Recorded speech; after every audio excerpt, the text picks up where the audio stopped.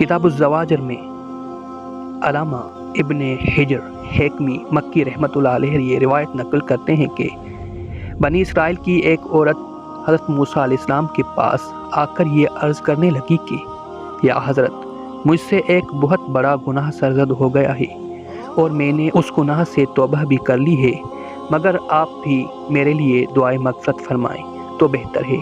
موسیٰ علیہ السلام نے دریافت فرمایا کہ کون سا گناہ تجھ سے ہوا ہے؟ اس عورت نے جواب دیا کہ حضور، پہلے تو مجھ سے بدکاری زنا ہوا، پھر اس زنا کے نتیجے میں جو بچہ پیدا ہوا میں نے اسے قتل کر دیا۔ اس عورت کی یہ بات سن کر موسیٰ علیہ السلام کا چہرہ غصے سے سرخ ہو گیا اور فرمایا کہ یہاں سے جلدی نکل کہ کہیں تیری وجہ سے ہم پر بھی عذاب نازل نہ ہو جائے۔ وہ عورت آپ علیہ السلام کی یہ حالت دیکھ کر چلی گئی۔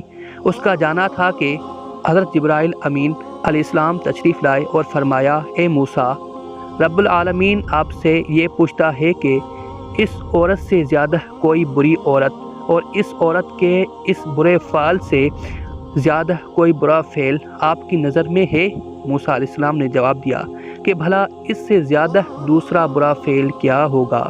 تو ارشاد ہوا کہ اے موسیٰ علیہ السلام، جو شخص قصداً نماز چھوڑ دے وہ اس بدکار و قاتلہ عورت سے بھی زیادہ خراب اور گنہگار ہے۔ پیارے اسلامی بھائیوں، غور طلب بات ہے کہ حضرت موسیٰ علیہ السلام کے زمانے میں صرف 2 نمازیں فرض تھیں، اور جب ان 2 نمازوں کا تارک زانیہ و قاتل عورت سے زیادہ برا ٹھہرا، ہم پر تو 5 نمازیں فرض ہیں، اب ان کے تارک تو اور بھی زیادہ بدتر ہوں گے۔